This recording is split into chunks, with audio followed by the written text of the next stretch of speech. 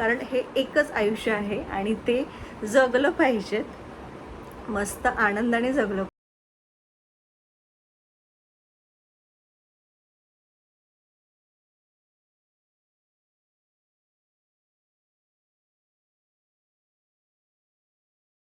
नमस्कार मंडळी, मी प्रिया तुमचं माझ्या चॅनेलवरती खूप खूप स्वागत करत आहे.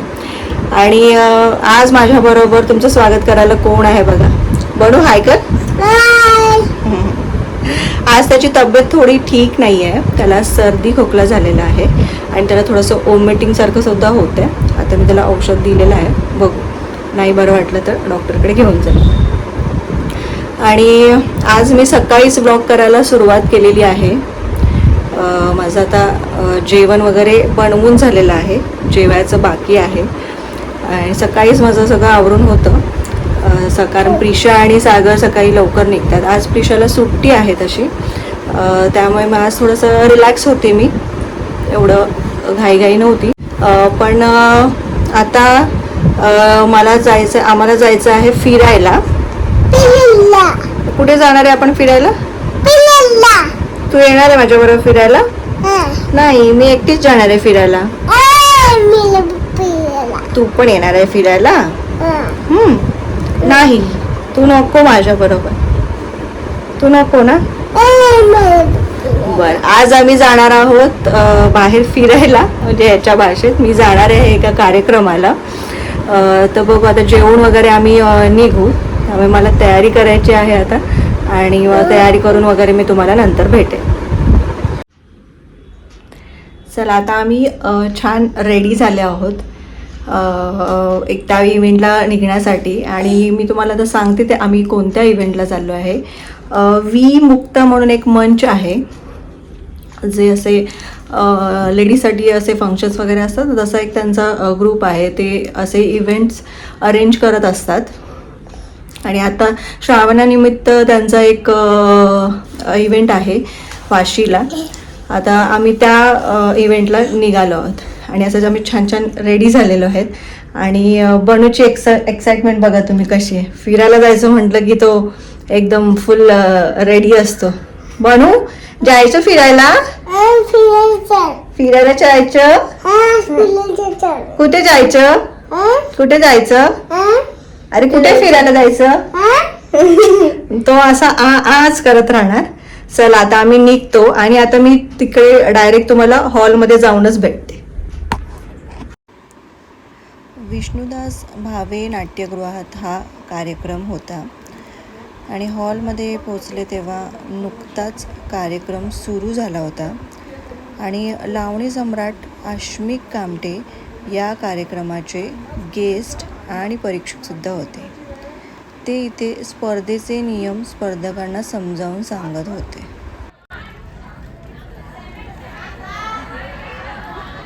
7 मिनिटांची वेळ. 7 मिनिटांच्या पुढे गेलात तर तो ग्रुप बाद होईल, त्याला स्पर्धेमध्ये ग्राह्य धरलं जाणार नाही. आणि बाकी तुम्ही लाईव्ह केलात तरी उत्तम आणि रेकॉर्ड केलात तरी चालेल. सो शुभेच्छा. तयार. इथे मंगळागौरीच्या स्पर्धा आयोजित करण्यात आल्या होत्या आणि त्यासाठी पनवेल, ऐरोली, वाशी अशा नवी मुंबईतील वेगवेगळ्या ठिकाणाहून महिलांचे ग्रुप पार्टिसिपेट करण्यासाठी आले होते. इथे बघू शकता तुम्ही महिला किती छान नटून तटून आणि अगदी मनापासून हे खेळ खेळत होत्या. आणि त्यातले काही परफॉर्मन्स लाईव्ह होते, म्हणजेच ग्रुपमधील एक महिला स्वतःच्या आवाजात गाणं गात होती आणि बाकीच्या महिला खेळ सादर करत होते. आणि काही परफॉर्मन्स रेकॉर्डेड सॉन्गवर सादर केले होते. मंगळागौरीच्या खेळामध्ये 116 खेळाचे प्रकार खेळले जातात, हे मला या कार्यक्रमातच कळले. आणि त्यातीलच हा एक प्रकार म्हणजे गोफ विणणे. आणि ते बघायला इतकं सुंदर वाटत होतं ना, काय सांगू तुम्हाला. गोफ विणणे तसेच फुगडी, बस फुगडी, वाकडी फुगडी, आगोटा पागोटा, साळुंकी, गाठोडे, लाटाबाई लाटा, टिपऱ्या, अडवळघुम पडवळघुम, सासूसून भांडण, सवतीचे भांडण, जिम्मा, घोडा आर्ट असे बरेच खेळ प्रामुख्याने खेळले जातात. काळाच्या ओघात हे खेळ आता थोडे मागे पडत चालले आहेत, पण अशा प्रकारच्या स्पर्धेनिमित्त तरी आपण आपली परंपरा आणि वारसा जपून ठेवतो आहे याचं कौतुक नक्कीच आहे. पूर्वीच्या काळामध्ये जिम वगैरे हा काही प्रकार नव्हता, तेव्हा महिला असे खेळ खेळूनच फिट राहत होत्या. मंगळागौर हा सण विवाहित महिला गौरीचे आशीर्वाद प्राप्त करण्यासाठी आणि आपल्या वैवाहिक जीवनाच्या दीर्घ आयुष्यासाठी साजरा करतात. आता मी सगळ्याच ग्रुपचे परफॉर्मन्स इथे नाही दाखवू शकत, नाहीतर व्हिडिओ खूप मोठा होईल.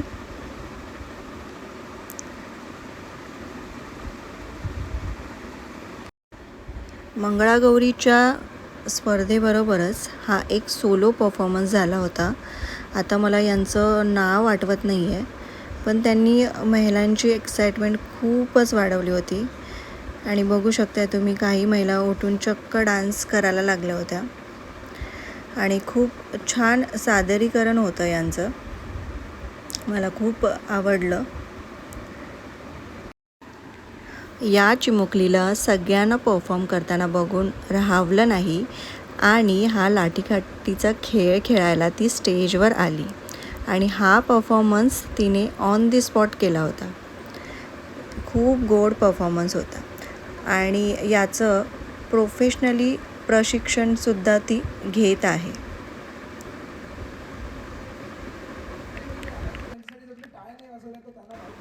या कार्यक्रमाचं अजून एक आकर्षण म्हणजे सध्या कलर्स मराठीवर चालू असलेल्या अशोक मामा या सिरियलमधील भैरवीचं कॅरेक्टर प्ले करणारी रसिका वाकारकर. ती या कार्यक्रमाची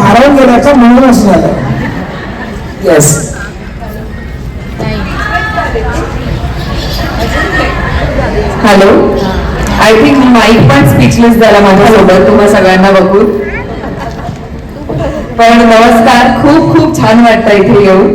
मी दुसऱ्यांदा येते ऍक्च्युली नवी मुंबईच्या कार्यक्रमामध्ये आणि खूपच छान वाटतं तुमची सगळ्यांची एनर्जी बघून.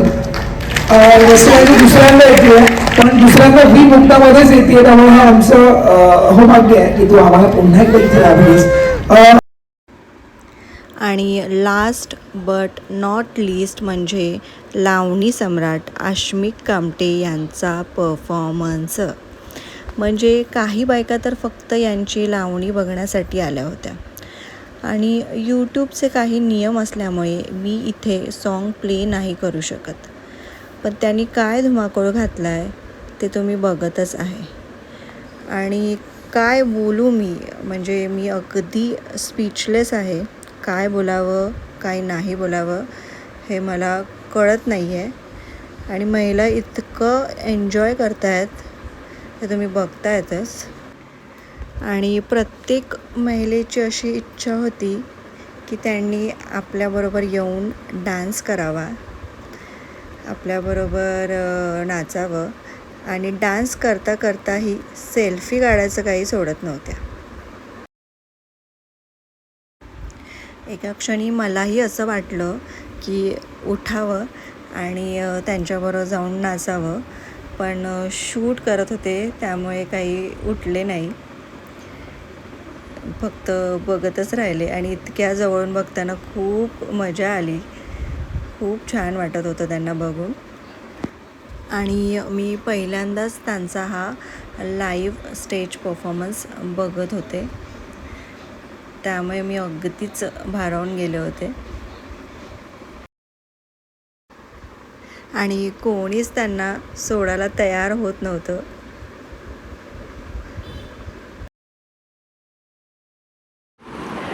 तर मंडळी, कसा वाटला तुम्हाला हा कार्यक्रम, कसे वाटले व्हिडिओज? आय नो की विदाऊट म्युझिक थोडं बघणं म्हणजे इतकी मजा नाही येत त्यामध्ये, पण कॉपीराईट इश्यू असतो त्याच्यामुळे सॉन्ग नाही लावू शकत मी. पण छान वाटलं, मला खूप आवडलं, मस्त वाटलं, एकदम फ्रेश वाटतं. थोडंसं आपल्या बिझी शेड्यूलमधून असं काहीतरी इव्हेंट्स अटेंड केले तर थोडंसं मूड फ्रेश होतो. परत त्या विषयाकडे मी नंतर येते. आणि आता म्हणजे मेन म्हणजे त्या कार्यक्रमाबद्दल बोलते की म्हणजे लावणी सम्राट आश्मिक कामटे यांनी तर अगदी 4 चांद लावले त्या कार्यक्रमाला. म्हणजे अक्षरशः बायका वेड्या होत होत्या की त्यांची लावणी बघायला सगळे ऑलमोस्ट थांबले होते की छान. आणि असं म्हणजे वाटतच नाही की एखादा पुरुष ती हे लावणी सादर करतोय वगैरे, असं अजिबात कुठे वाटलं नाही. ऑब्व्हियसली ते लावणी सम्राट आहेत आणि त्यांना बालगंधर्व पुरस्कारसुद्धा मिळालेला आहे. खूप मोठी व्यक्ती आहे, आपण काय बोलणार त्यांच्याबद्दल. छान वाटलं, पण मस्त वाटतं असं अशा कार्यक्रमांना जाऊन आलं की थोडासा मूड फ्रेश होऊन जातो आपला. आपल्या थोड्या रोजच्या रुटीनमधून अशा काही इव्हेंट्सना वगैरे वेळ काढून गेलं पाहिजेत, कारण आपल्याला ती गरज असते थोडंसं आपला माइंड फ्रेश करण्याची. कारण आपण त्याच रुटीनमध्ये त्याच गोष्टी करत राहतो ना, त्यामुळे कधीतरी फ्रस्ट्रेशन येतं. त्यामुळे असं काहीतरी केलं पाहिजेत की बायकांनी स्वतःसाठी वेळ काढला पाहिजे. की असं इव्हेंटच असं नाही म्हणत आहे मी, पण आपल्या फ्रेंड्सना भेटणं किंवा मग गेट टुगेदर करणं वगैरे, पिकनिकला जाणं, असं थोडंसं म्हणजे ह्या गोष्टी केल्या की आपल्या रोजच्या रुटीनमधून आपण थोडेसे डायवर्ट होतो आणि एक छान आपलं पुढचं काम करायला आपल्याला एक एनर्जी मिळते, एक बूस्ट मिळतो की छान वाटतं. थोडं फ्रेश होऊन पुढे अजून जोमाने काम करता येतं. मला महिलांना सांगायचं आहे, आवर्जून सांगायचं आहे की अशा महिला ज्या म्हणजे त्याच आपल्या रुटीनमध्ये राहत असतात, तिथून बाहेर पडत नाही की म्हणजे त्यांना असं वाटत असतं की माझ्याशिवाय काही घरातलं होणारच नाही आहे वगैरे, अशा ज्या म्हणजे असं आपल्याला सगळ्यांनाच वाटत असतं की आपल्याशिवाय काय होणार नाही आहे. पण ॲक्च्युली तसं नसतं.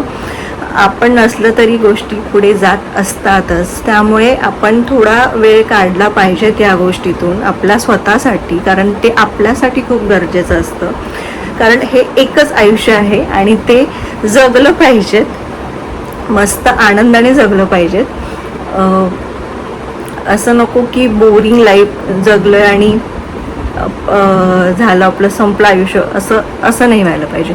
त्यामुळे मला खरंच महिलांना सांगायचं आहे की आणि मी आता तर आणि महिला करतात. आता मी म्हणजे बघितलं तर हॉल असं पूर्ण तुडुंब भरला होता.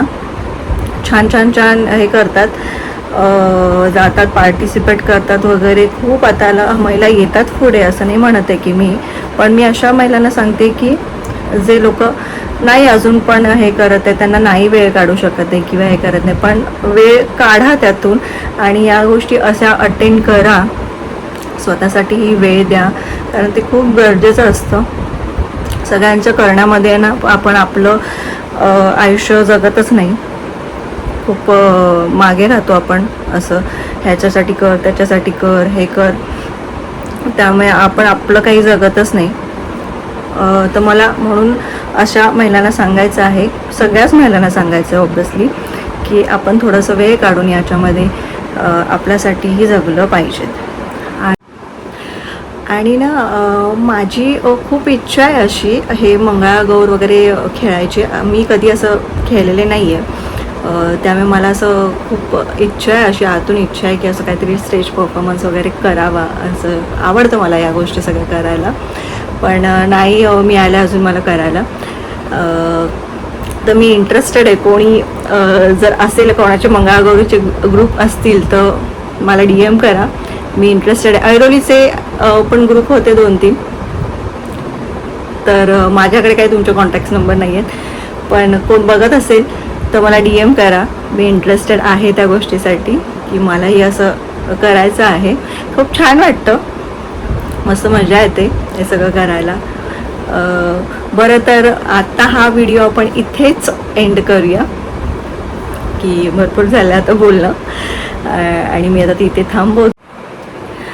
आणि हा व्हिडिओ तुम्हाला कसा वाटला ते मला कमेंट करून नक्की सांगा आणि लाईक करा. तुमचं एक लाईक आमच्यासाठी खूप महत्त्वाचं असतं, म्हणजे आमच्यासारखे यूट्यूबर्स आहेत त्यांच्यासाठी, कारण ते आमच्यासाठी एक मोटिवेशन असतं की म्हणजे पुढचा व्हिडिओ बनवण्यासाठी आम्हाला ते मोटिवेट करत असतं.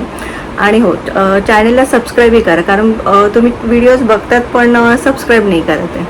त्यामुळे नक्की शेअर करा, लाईक करा आणि सबस्क्राईब करा. तर भेटूया अशा परत पुढे छानशा व्हिडिओमध्ये. आता इथेच थांबूया. तोपर्यंत तुम्ही मजेत राहा, हेल्दी राहा आणि स्वतःची काळजी घेत राहा. जय महाराष्ट्र.